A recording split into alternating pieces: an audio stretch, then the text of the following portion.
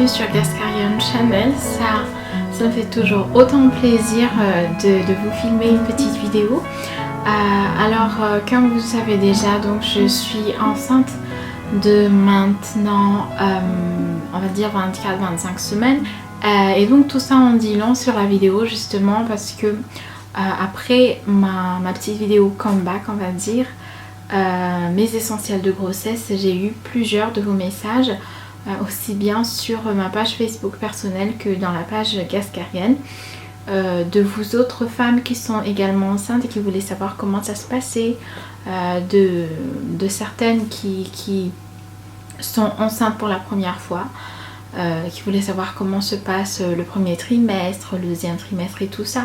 Donc je me suis dit autant vous faire carrément un vlog de grossesse. D'ailleurs ça a été aussi demandé par une des abonnés de la chaîne. Donc voilà, je me suis dit pourquoi ne pas faire tout de suite donc un vlog de grossesse, comme ça tout le monde pourra en profiter et voilà. Ensuite bien entendu vous pourrez me poser des questions en bas dans les commentaires, comme ça je pourrais y répondre.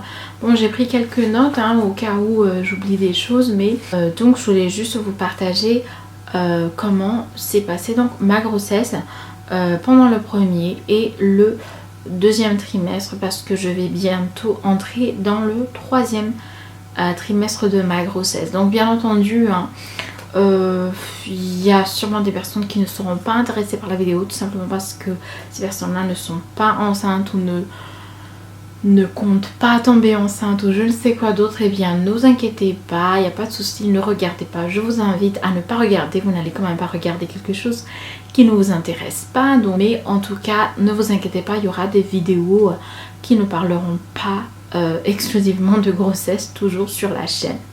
Voilà, donc mais je compte quand même en parler et partager tant que voilà, j'ai des idées. Et sachez que ça va pas être entièrement des trucs sur ma vie, de qu'est-ce qui se passe avec mon ventre et tout, mais des fois comme je l'ai fait pour ma vidéo comeback, j'ai parlé de mes essentiels de grossesse. Donc il y a quand même des informations que je voudrais vous partager, qui pourront vous aider sur des questions qui vous brûlent les lèvres ou qui vous trotte dans la tête. Donc notamment voilà, j'ai fait mes essentiels de grossesse. Je pourrais vous parler de livres, d'applications, ou je pourrais vous faire des hauls bébés ou des choses comme ça. Donc franchement ça va être vraiment un grand méli-mélo, mais ça va être tout autour de la grossesse. Donc j'essaierai d'avoir une vidéo comme ça de temps à autre, mais bien entendu je garde aussi mes vidéos normales. Donc voilà, donc si cette vidéo peut vous intéresser, restez avec moi. Et donc on va commencer par le commencement. J'ai donc commencé à prendre un test de grossesse à environ 1 mois et 1 semaine à peu près après mes dernières menstruations. Donc moi j'ai choisi Clear Blue. Voilà, donc c'est un test de grossesse qui est assez fiable et qui vous dit au fait de combien de semaines vous êtes enceinte. Donc voilà, ça donne pas mal d'informations. Donc au lieu de juste savoir si vous êtes enceinte ou pas, en même temps ça vous donne des idées sur de combien de semaines vous êtes enceinte. Parce que spécialement en Norvège, on vient chez le docteur seulement lorsqu'on est à 8. Est-ce que c'est lorsqu'on est à 8 ou 6 semaines qu'on va seulement chez le médecin. Donc voilà, avant ça, donc vous êtes tranquille chez vous. Mais voilà, les tests de grossesse vont bien entendu vous aider donc à confirmer que vous êtes enceinte. Et bien entendu plus tard, une fois que je suis allée chez le médecin, bien entendu ils ont fait des prises de sang. Voilà, j'ai eu des échantillons d'urine que j'ai dû livrer au laboratoire, donc pour qu'ils puissent bien entendu vérifier tout ça, que je suis vraiment enceinte. Voilà. Donc le premier trimestre pour moi spécialement ça a été assez fatigant. D'ailleurs comme ma première grossesse, ça a été aussi très fatigant. Mais ce qui a été différent cette fois-ci, c'est que bon déjà j'ai ma petite de 3 ans. Donc on ne se repose pas spécialement une fois arrivé à la maison. Donc ça a fait que je sois encore un peu plus fatiguée. Mais aussi mes nausées étaient un peu plus intenses que durant ma première grossesse. Et pourtant je me suis dit que parce qu'avant de tomber enceinte, je vous ai dit, j'étais végane. Donc je me suis dit, ah, maintenant que je suis végane, que j'ai tel mode de vie, je pense avoir une santé de fer et tout, je me suis dit voilà, je vais pas avoir de nausées, je suis sûre que mes symptômes seront légers et tout. Mais en fait c'était tout à fait le contraire quoi. Donc mes nausées c'était à partir environ du 6e ou 7e semaine on va dire, que ça a commencé et ça n'a pas arrêté jusqu'à la 17e ou 18e semaine. Donc c'était vraiment des semaines très très intenses parce que j'étais très fatiguée, j'étais très essoufflée. Je pouvais dormir 12 heures pendant une nuit mais j'étais toujours fatiguée le matin. Donc c'était très très fatigant, mais encore les odeurs je ne supporte pas. J'avais toujours cette sensation de dégoût à chaque fois que je sentais une odeur. Ça allait de l'odeur du riz qui est en train de cuire, à l'odeur des parfums, à l'odeur de... En fait, n'importe quoi, à l'odeur d'un poulet qui est en train de frire, ou de tout, n'importe quoi, même mes lotions, même mes déodorants, tout, n'importe quoi, je ne pouvais pas supporter, ça me dégoûtait. Et bien entendu, moi, ça s'est pas arrêté à des nausées, je vomissais carrément, je suis désolée, c'est un peu moins glamour là. Mais voilà, donc moi j'avais beaucoup de nausées, surtout le matin et aussi vers l'après-midi. Et j'avais très sommeil tout le temps, mais surtout aux environs de 15-16 heures j'avais très sommeil, mais vraiment très sommeil. Et donc il fallait que j'aille au lit, c'est sûr, et donc je dormais. Je pouvais même dormir toute la journée, ça me dérangeait pas du tout. Et ça calmait aussi un tout petit peu les nausées. Le truc c'est que j'avais toujours faim, pourtant j'avais des nausées. Pourtant je voulais rien manger du tout. Et ce que je voulais manger c'était quelque chose d'un peu aigre si vous voulez.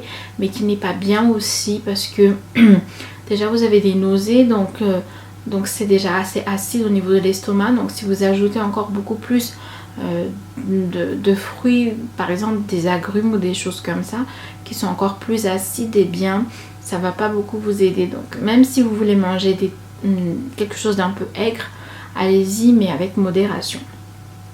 Ce qui m'a aidé aussi c'était le gingembre contre le vomissement. Mais encore une fois, puisqu'on est enceinte, il y a quand même une dose à respecter, je m'en souviens plus, mais il faut pas en prendre beaucoup parce que c'est pas bon pour le bébé non plus. Donc moi j'ai pris du thé au gingembre vraiment assez léger, mais vous sentez quand même que c'est parfumé au gingembre et ça aide quand même pas mal. Le fait de ne rien manger aussi, ça va accentuer encore plus les nausées, donc c'est pas bien du tout parce que quand l'estomac est vide, et bien on a encore plus envie de vomir.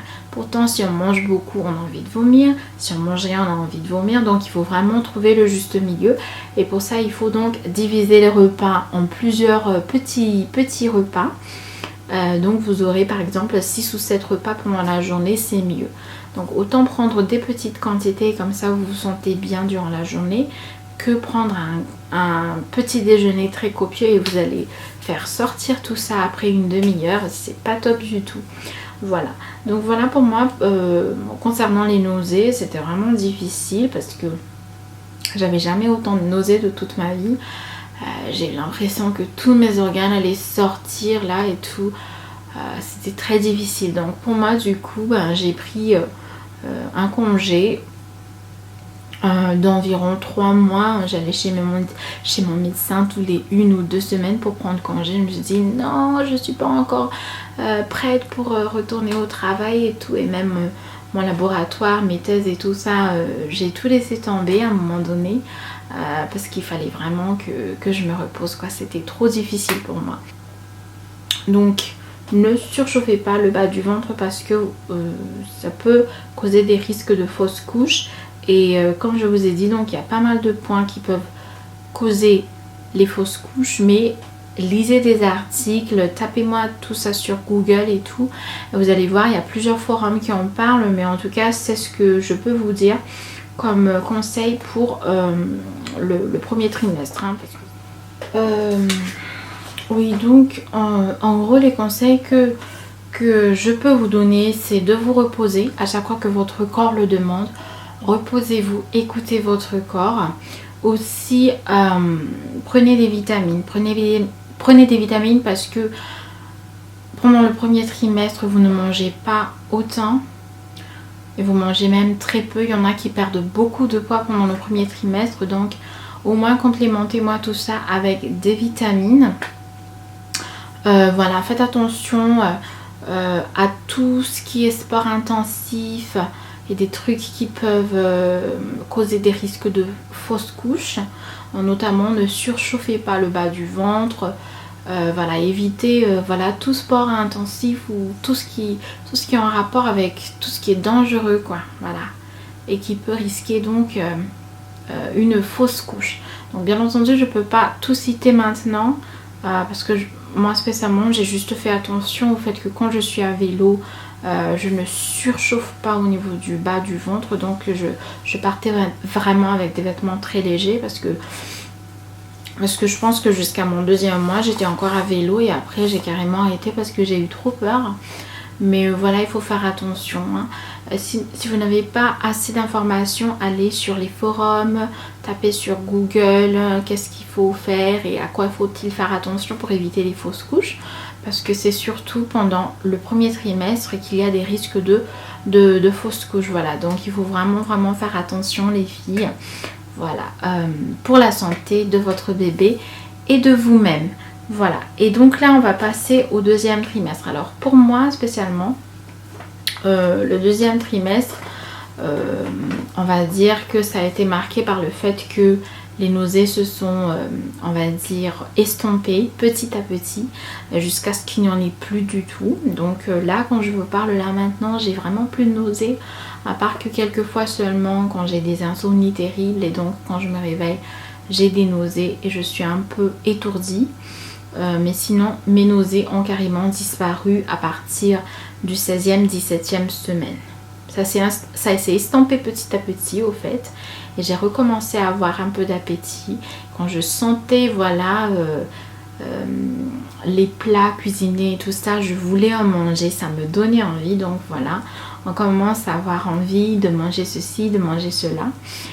Moi spécialement, j'avais tout le temps envie de manger des trucs salés. Notamment de la pizza, notamment du poulet. Et justement, je vous en ai parlé dans ma vidéo précédente que j'ai arrêté momentanément donc le véganisme parce que c'est... Voilà, là, en ce moment, c'est un peu dur.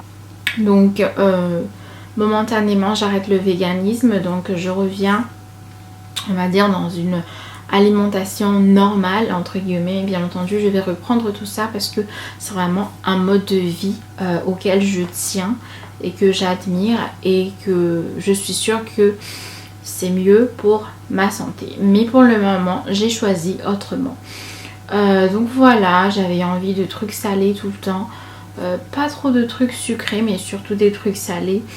Et voilà, j'ai jamais hésité à en manger. Tant que je voulais en manger, je mangeais. Et en même temps, vous savez, c'est comme si on récupérait un tout petit peu parce que le premier trimestre, on mange presque rien. Donc pour moi, le 2e trimestre, c'était vraiment une période de récupération. Je mangeais beaucoup, bonjour les kilos, mais bon, ça c'est pour la bonne cause, donc je ne vois pas pourquoi se plaindre. Ensuite, c'est le fait que le ventre se voit aussi de plus en plus.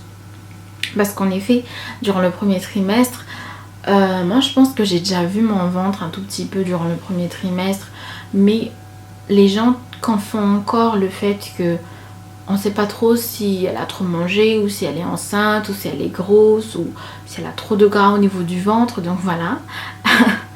Et bien entendu au niveau du 2e trimestre ça se confirme petit à petit, la grossesse se confirme et le ventre se voit de plus en plus, donc c'est plus agréable.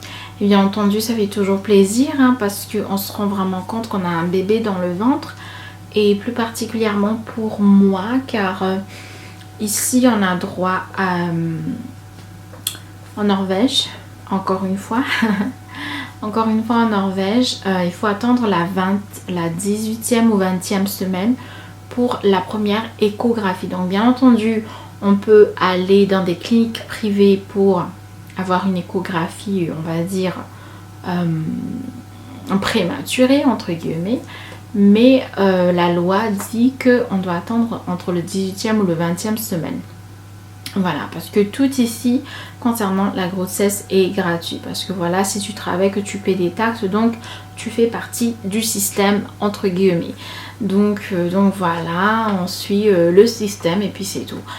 Donc quand le ventre se voit un peu plus, voilà, c'est la deuxième confirmation après le test de grossesse. Et la troisième confirmation, bien sûr, c'est l'échographie. Ensuite...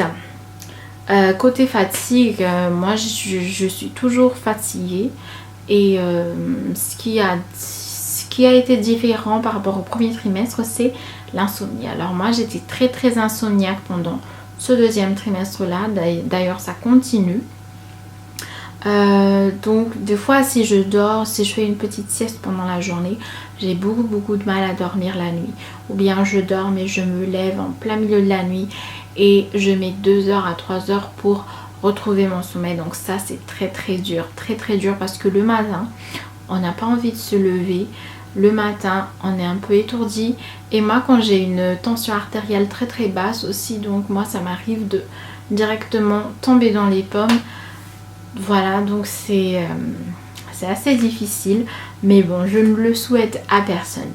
Un autre truc aussi qui m'a marqué pendant le deuxième trimestre, c'est que je suis essoufflée très rapidement, et justement au niveau de ma respiration, des fois c'est un peu perturbé, surtout le matin après le petit déjeuner ou après avoir trop mangé, ou s'il n'y a pas assez d'aération dans la chambre où je suis, donc j'ai l'impression de m'étouffer, quelque chose comme ça. Donc je pense que je vous ai raconté, ou au moins je vous ai envoyé une photo sur la page concernant le fait que j'ai été à l'hôpital pour divers tests et analyses, et je suis restée là-bas pendant 6 heures parce que mon médecin voulait s'assurer que tout allait bien, qu'il n'y avait pas de caillots de sang au niveau de mon poumon et de mes poumons et tout ça.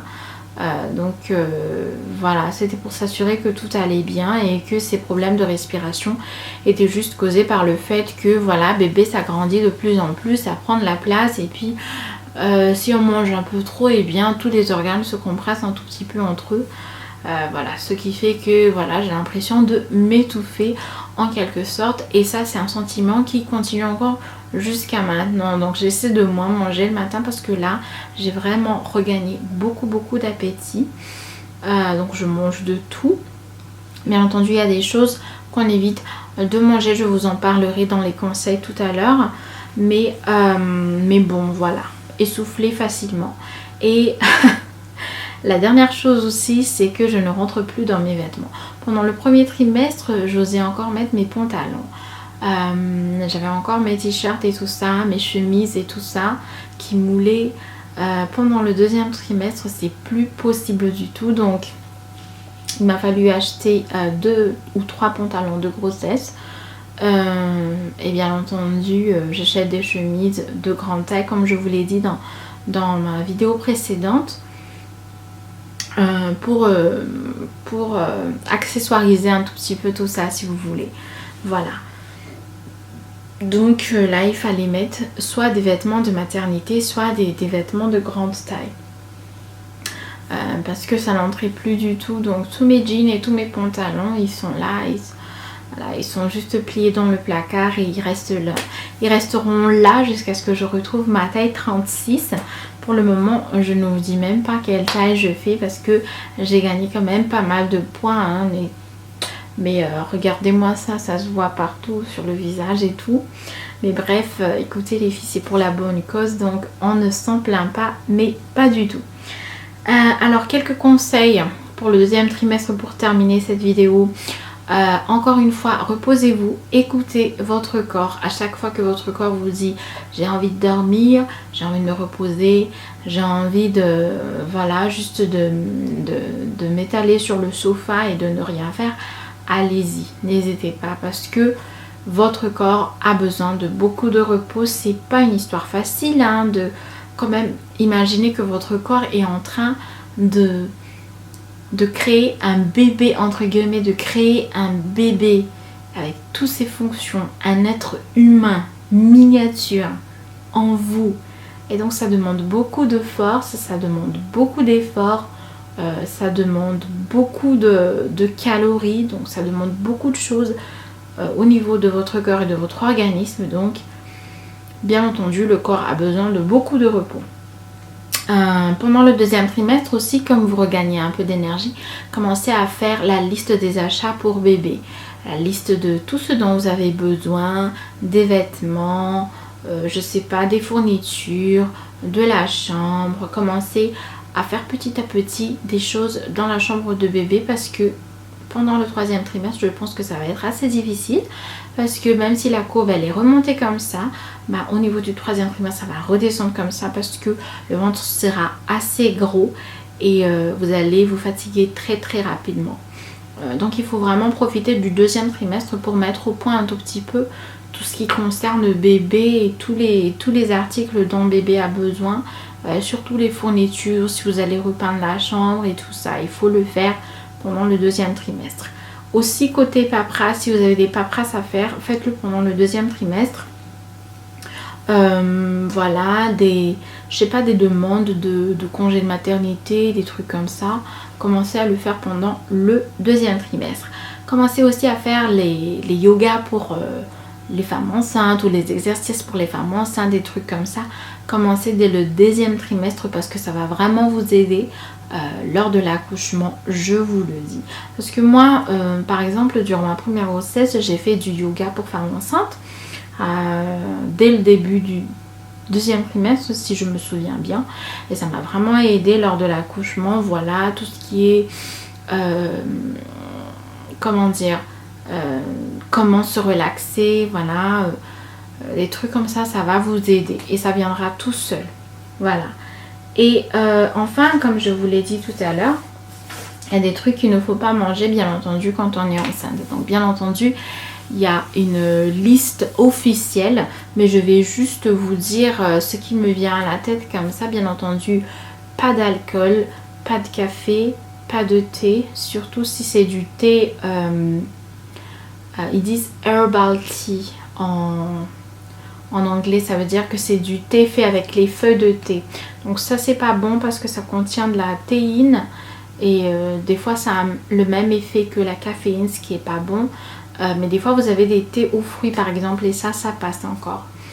Le coca, ne buvez pas de coca si vous êtes enceinte ou bien entendu si vous voulez vraiment boire un verre suffit, vous n'allez pas boire toute la bouteille entière, c'est pas bon pour votre santé et pour bébé. Et même si vous n'êtes pas enceinte, moi franchement je ne conseille pas du tout le Coca-Cola.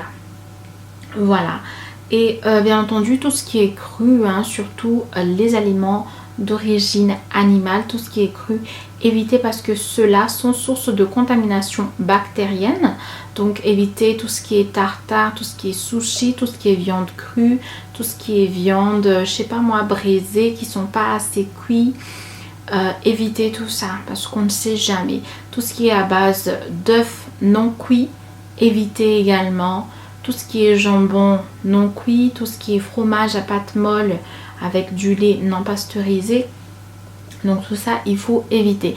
Et bien entendu, comme je vous ai dit, ma liste n'est pas exhaustive parce qu'il y a une liste officielle. Donc vous n'avez qu'à taper sur Google voilà les aliments à éviter quand on est enceinte ou quelque chose comme ça. Et vous allez avoir une liste entière et vous n'avez juste qu'à vous référer là-dessus. Mais voilà, hein, en tout cas voilà, c'était la petite histoire, on va dire, assez longue. Je m'en excuse vraiment de mon premier trimestre et de mon deuxième trimestre.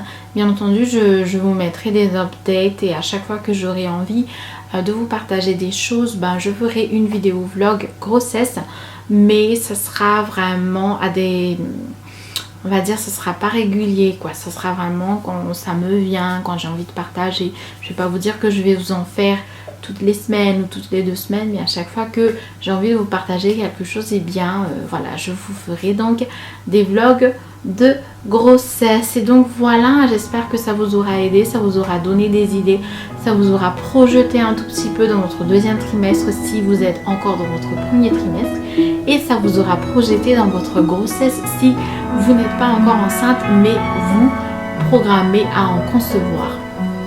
Donc écoutez, voilà, c'est tout ce que j'ai à dire pour aujourd'hui. J'espère que ça vous aura plu, et en attendant de vous retrouver pour une prochaine vidéo, je vous dis prenez soin de vous. Ciao ciao.